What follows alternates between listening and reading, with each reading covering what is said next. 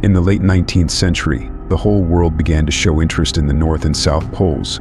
Dozens of exploration expeditions set out from all over the globe to start exploring parts of the North Pole. And indeed, they mapped out many areas of it. Although Norway was at the forefront of these countries, given its northern location, its neighbor Sweden had very few attempts in this field. Most of their expeditions to the North Pole were unsuccessful. While the Swedish government itself wasn't particularly interested in the matter, a determined and ambitious man named Salomon Andrée appeared. He was determined to make his country one of the participants in these expeditions. However, Andrée had a slightly different idea. His expedition wouldn't be on land or sea like everyone else's, but rather through an air balloon. What Andrée didn't know at the time was that this unique journey would turn into one of the most mysterious incidents in the history of North Pole explorations. Welcome, and let me tell you today about Andrée's balloon expedition to the North Pole. Andrée was born on October 18, 1854. From the day he was born, he saw the balloon as a brilliant invention. This instilled a great passion in him for anything related to mechanics and physics. Therefore, in 1870, at just 16 years old, he decided to study at the Royal Institute of Technology in Sweden.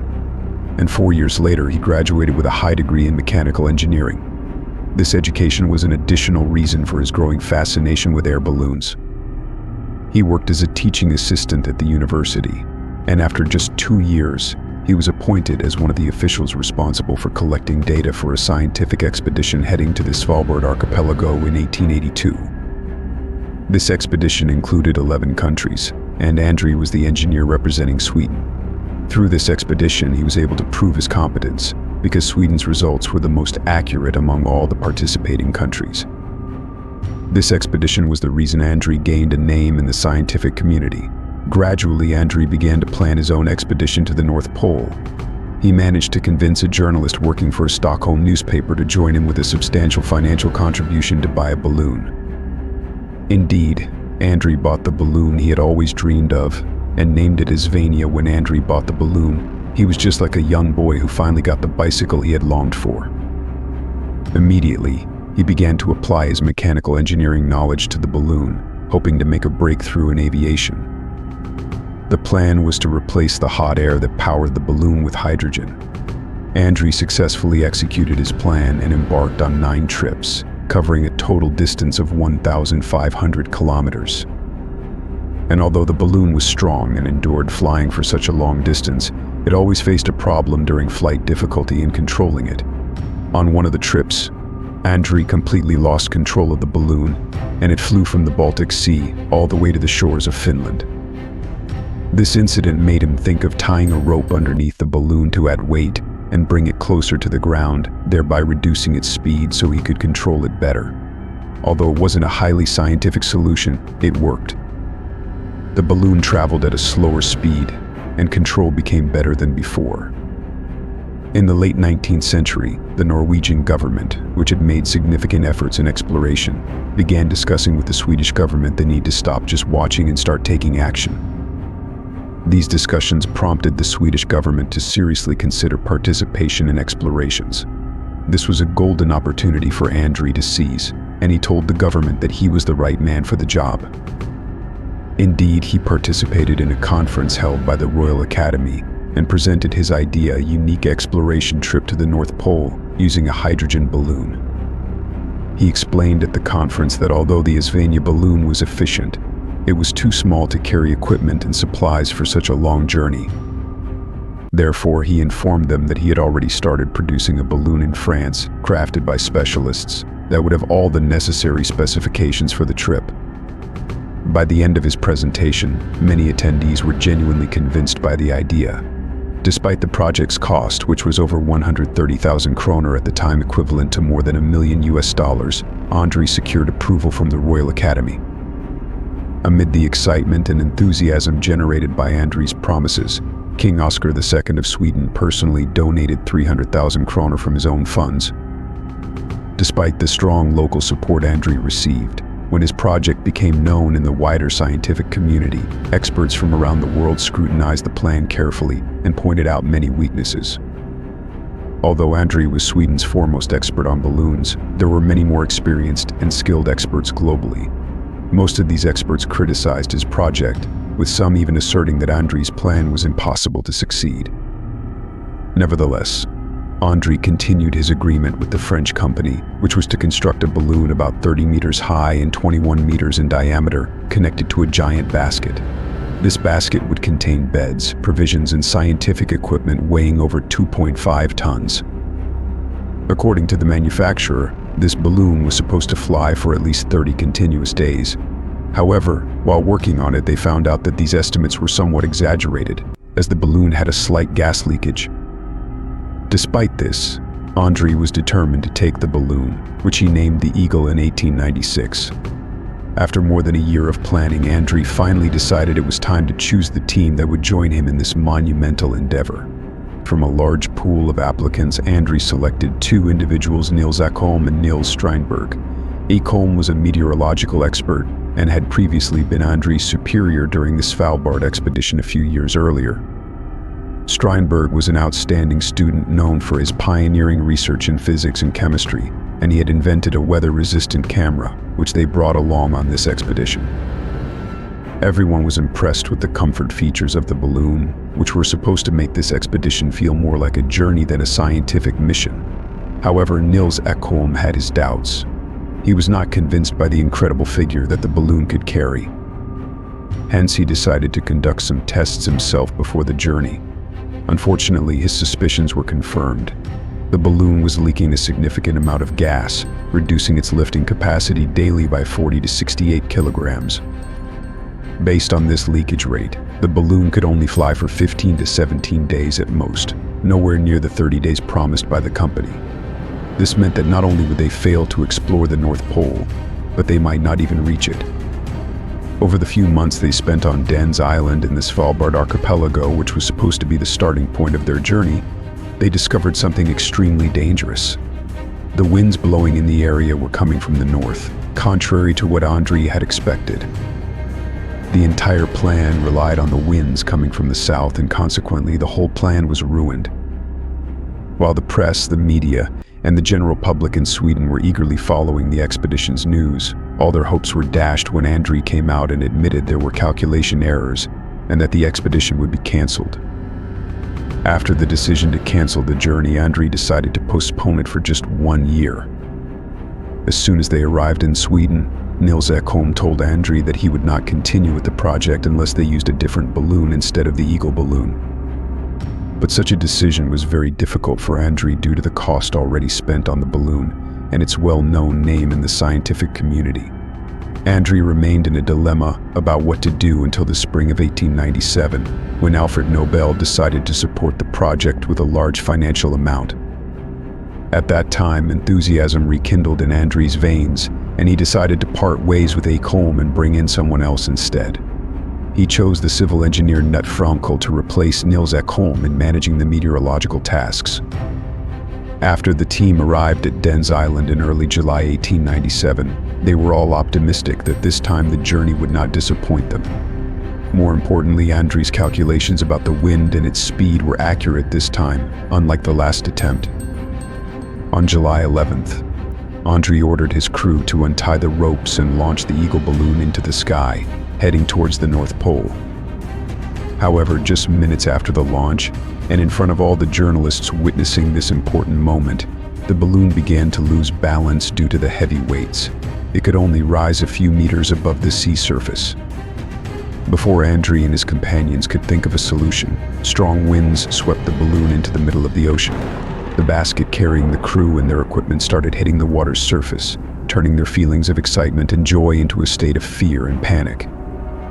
After this incident, Andrée and his colleagues were left with only two choices: either sacrifice part of their supplies and equipment or drown.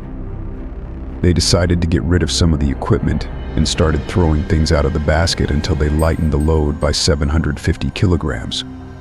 With the reduced weight, they managed to save themselves from the waves and rose slightly above the sea surface.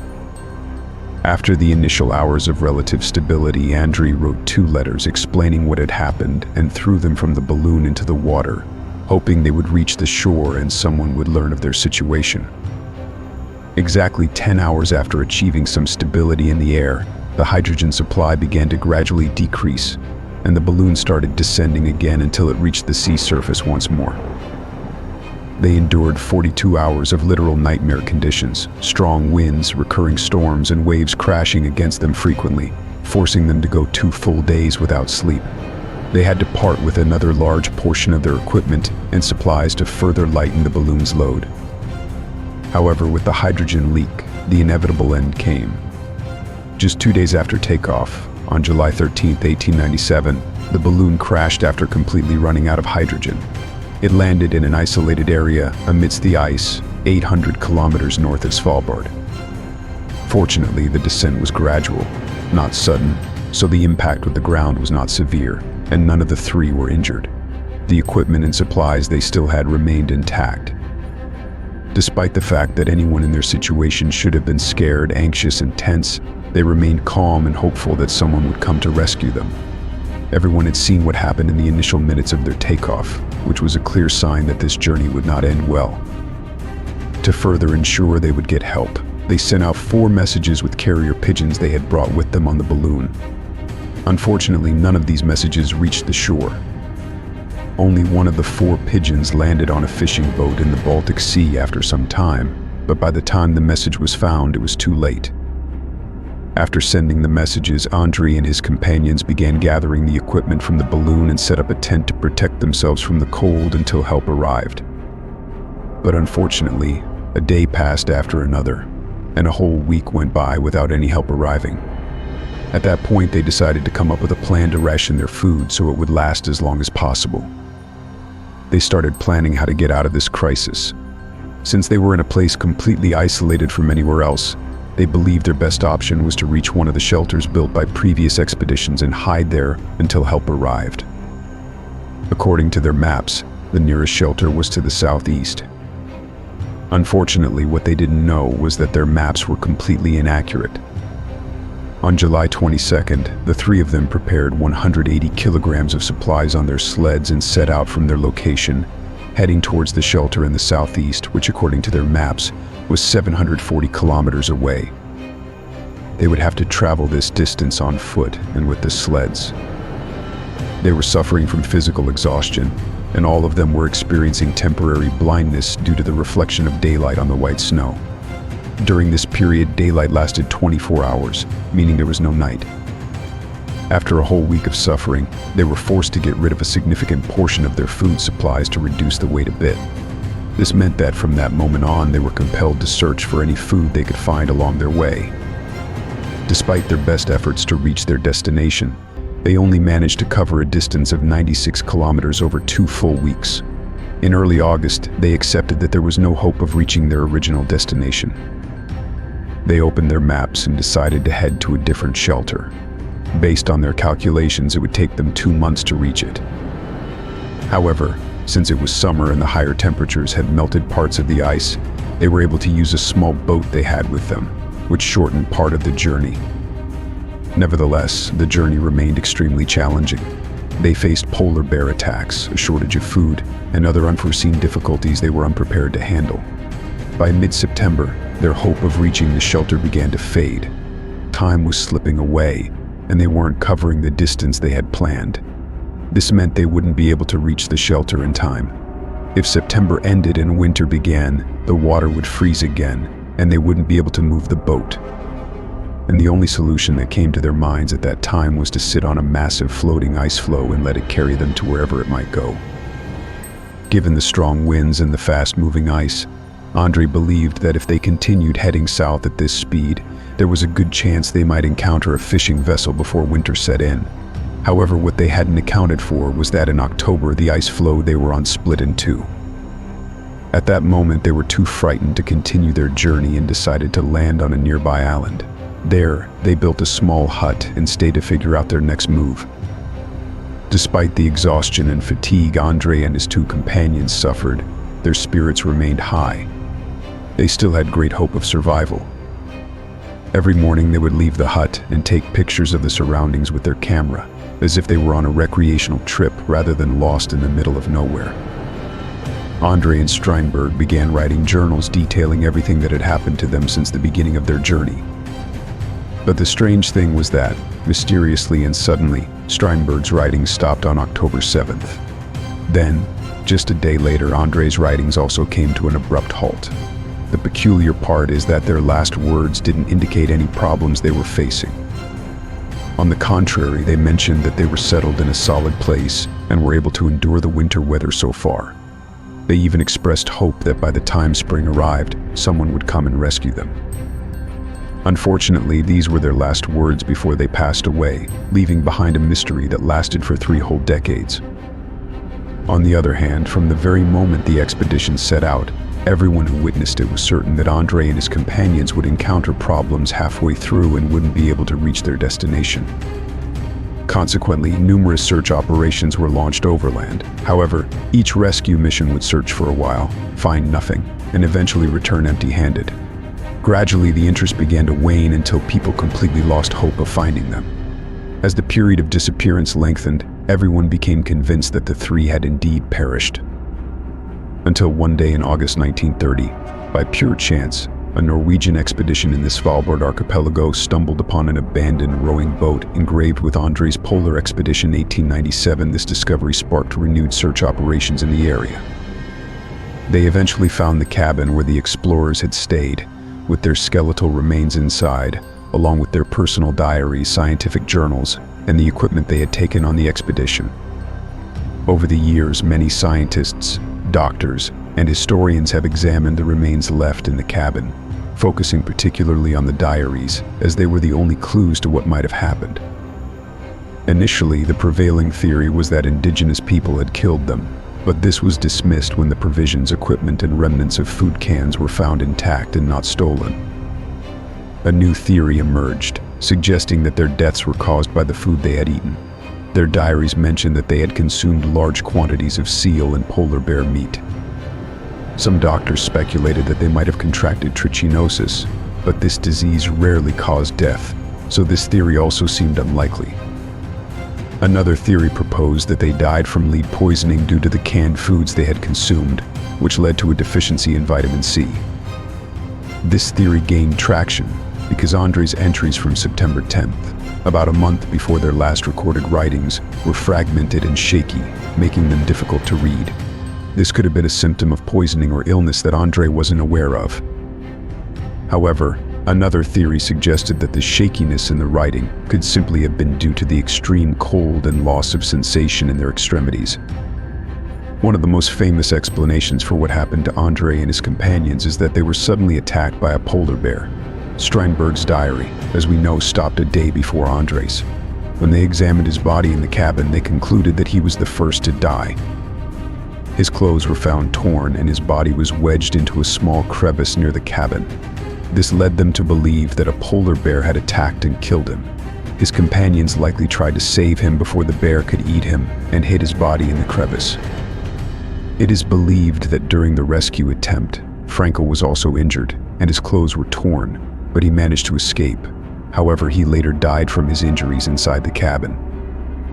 After that, Andrée was left alone on the island until he died, leaning against a rock with empty morphine bottles beside him.